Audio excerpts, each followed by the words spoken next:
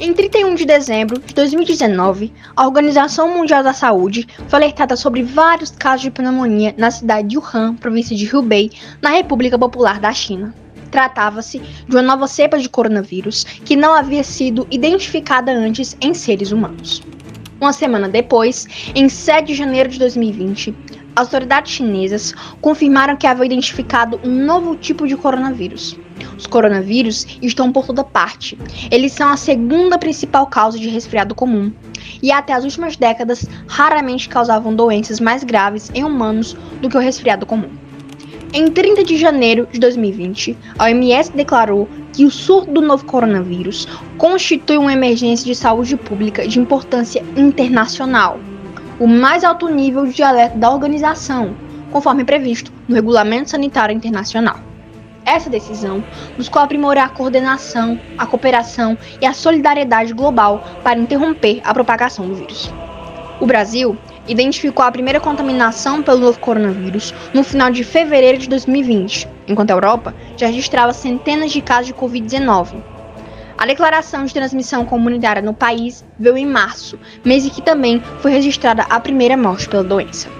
Em abril, em meio ao isolamento social, o governo adotou medidas para mitigar o efeito da doença na economia, como linhas de crédito para as empresas, e enviou ao Congresso Nacional propostas de criação de auxílio emergencial direcionado à população mais vulnerável. Não foi apenas o setor da economia que foi afetado e precisou se modificar. Os demais setores também sofreram tamanho impacto e tiveram que se adaptar, entre eles o setor da educação, adotando o ensino remoto, que começou a ser aplicado nas instituições de ensino em 2020, como a solução encontrada pelos órgãos responsáveis para evitar a suspensão total das atividades escolares, em uma necessidade de isolamento social. Assim como todas as áreas afetadas, não demorou muito tempo para que tal mudança começasse a evidenciar seus efeitos causados. O ano de 2020 foi atípico de várias formas. O surto de Covid-19 abalou todo o mundo. E uma forte consequência, sem dúvidas, foi a evasão escolar na pandemia, que infelizmente deve trazer impactos para além do ano citado.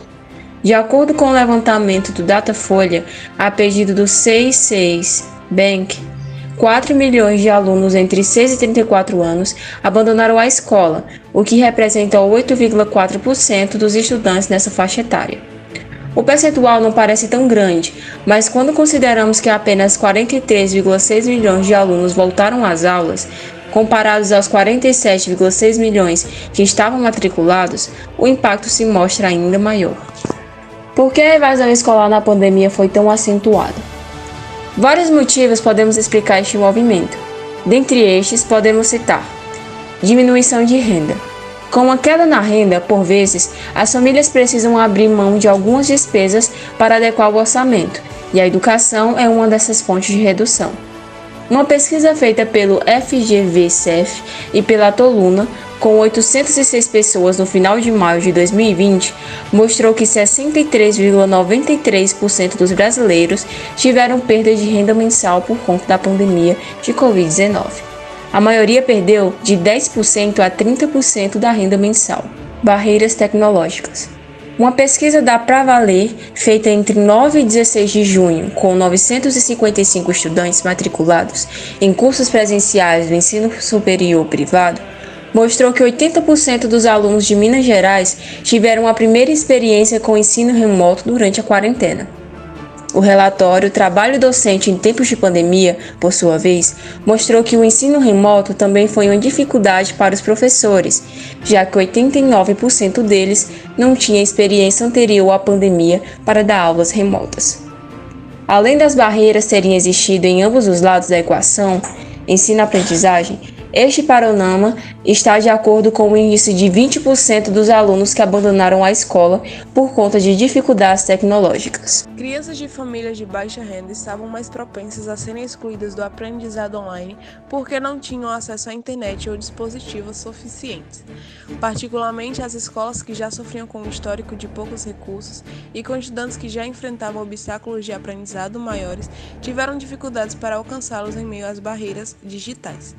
Os sistemas de educação muitas vezes falham em fornecer treinamento em alfabetização digital para alunos e professores a fim de garantir que eles alunos possam usar essas tecnologias com segurança e confiança. Diante da pandemia de Covid-19, fica ainda mais evidente o cenário de desigualdade no âmbito da educação brasileira. A situação trouxe à tona problemas como a falta de recursos digitais, a dificuldade de aprendizado dos alunos portadores de deficiência e o impacto da saúde mental em crianças e jovens. As escolas entraram na pandemia mal preparadas para fornecer educação remota a todos os estudantes de forma igualitária.